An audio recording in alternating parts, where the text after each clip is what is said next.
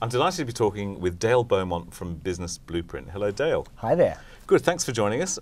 Now look, we're going to talk today about 5 tips for an effective website. Yep. So why don't you just dive straight in? Okay, so number one is to capture details on your website. Okay. And that really, I think, is the number one goal of a website. Because you've got to basically assume that 98% of people that land on your site are gone and they're never coming back. Okay. And if you want proof of that, just think of all the websites that you visited in your life, probably somewhere between 5,000 to 10,000 websites.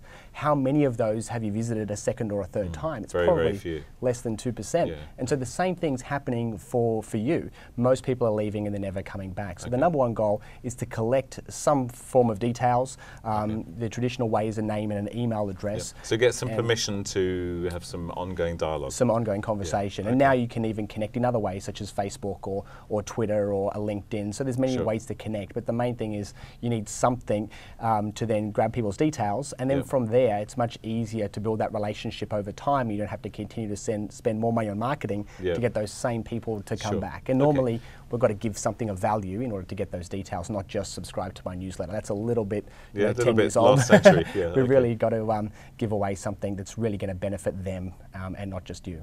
Okay, so first thing, capture some details. Have something there that's going to capture those details. Okay, point 2.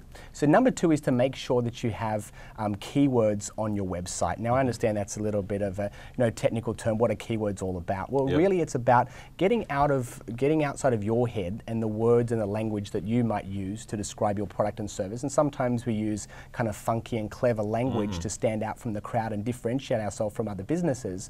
But oftentimes it's completely detached to the words that people are actually searching for in order to find your product and service. And I was with a guy who was a mortgage broker in Perth, and his website was called Financeability. He took the words finance and ability and joined the two together. Now that's a kind of cool name for a mortgage broking company, but who is searching for a company that they've never heard of before? Maybe a handful of people at a networking function that you might have given your card to, but there's 1.8 billion people that are on the internet and no one searching for a term that they've never heard of. So you're saying it's imperative not just to have keywords, but also to have them in our domain name if we can? In the domain name if you can. Otherwise, to build multiple pages, and you want to make sure that each page on your website targets a different keyword. If you have too many keywords on the one page, Google gets a little bit confused. And so what you want to build over time is multiple pages. But if he was to relabel those pages to, say, Mortgage Broker Perth, he'd get a much better result than a word which no one's ever heard of before. So you've got to think in the mind of someone looking for your information. What language do they use? What language are they using? Okay, so point 2 is to have some keywords. Put yourself in the position of the people that are actually looking for your products or services. And you should be talking to your website developer. Normally they just are paid to build a website, so they really don't put anything in the keywords category. Maybe they put your company name, but that's kind of it. So make sure you get some specialist advice and talk to your website developer. Make sure you identify what's the main keyword you want to target on this particular page, and then that page is optimized for that keyword. Okay, cool. Point 3, tip 3. Point 3 is to make sure that you have a database. A lot of people think that it's just about having a website, but I think a website is like rowing a boat with one oar. You're going to go around in circles. So if you want to have a good web presence, you have to back it up with having an equally good support database. So when someone's details are collected on the site, there's an autoresponder that's received to acknowledge that the relationship has taken place, and then to follow up over time. And you can do some really cool things now with things called lead routing. So if you have a number of leads coming into your website, you can sort of ping those off to different staff that you have, whether they be here or overseas perhaps. Another thing you can do something now is a thing called lead scoring. This is starting to get a little bit technical, but there's cool things you can do in the follow-up process, whereby you might have 5 or 6 follow-up emails go out, and if someone was to open 4 out of 5 emails, it sends an alert to your inbox saying you might want to give this person a call, or you might want to send a personal message. Suggesting that you've got a responsive person on the other end. So that way you know who are the people that are taking action and who are the people that maybe just wanted that free information but really they're already gone. Exactly. Great point. All right, point 4. So point 4 is to start split testing different aspects of your website. So you can use a free service which is called Google Website Optimizer, and you can get some code and you can put that on your website, and what it'll enable you to do is to test two different elements of your site. Now, normally what we do is recommend that so you basically have two different versions of your homepage. Yeah, and so okay. the first person that lands on your site sees layout A, and the Yeah. next person sees layout B, and then it's A, B, A, B. So if 1,000 people land on your site, 500 will see A, 500 see And you've B. got some statistics as And to you can how they measure behave. how presumably. many Yeah. of those got to the next step, which was maybe subscribing to your free gift, whatever that free gift was, or perhaps buying a product and service. So that's a conversion rate. Yep. And so what you might do is 1 week you would have two different headlines, and you find which one's the winner, and then you run with the winner. And you might spend maybe a month just testing headlines until you find one that's really working. Yep. And then you can test, for example, testimonials and try different testimonials, or you can test colors on your website.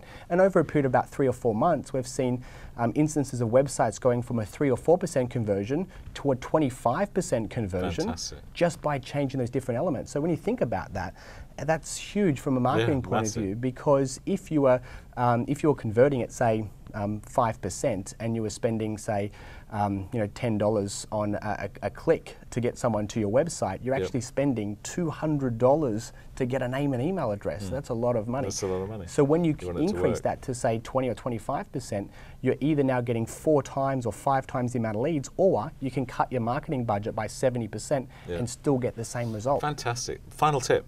Final tip is to make sure you add a lot of what we call proof elements on your website, because it's very easy today, and people know it's easy to put up a website. Anybody can do it, and you could be anywhere in the Yep. world. You don't even have to have your name or your face on it. And so naturally people are much more skeptical about spending money online, because they're saying, well, can I really trust this person? Are they actually, is Who there are a they? person Where there? are Who they? are they? Yeah. So having a photo of yourself, having a video on your site, having testimonials and other things that are going to build your credibility, and even video testimonials, they're so important these days, and very few websites actually have them. So you really need to make sure that you putting yourself again in the shoes of the customer, Yep. saying, well, who's this person? Can I really trust them?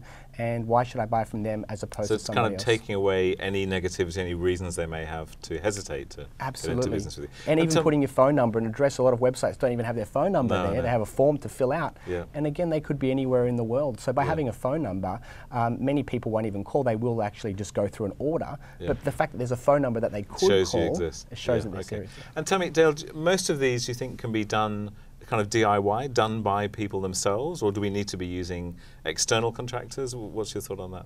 Yeah, I think a lot of these steps you can learn yourself. And Probably good to have a knowledge, regardless whether you do it yourself or. Yeah, or absolutely. elsewhere. I think the building of a website should be outsourced, because unless it's an activity you're going to do Sure. repeatedly, there's no point learning that skill. No. But I do think that the maintenance of the site, and by that I mean adding a new page, maybe adding some text or putting Yeah. a video on, is something that you can learn Can do in yourself, about an yeah. hour. And now with things like content management systems, Yeah. and you need to make sure your website has one. As long as Yeah. you can use Word and you can type text and you can Then it cut should and be fine. paste, it's Dale, not that hard. fantastic. And if we Yeah. want to find out more about you, we go to businessblueprint.com.au. .au. I'd hazard a guess that we're going to be asked to give some details and Yeah, get something for free. I've got a free magazine that I have on the site, Okay. and so you can subscribe to receive that. And in the magazine, there's videos and other things. Fantastic. So check it Dale, out. thank you very much for joining us. Thank you. Pleasure.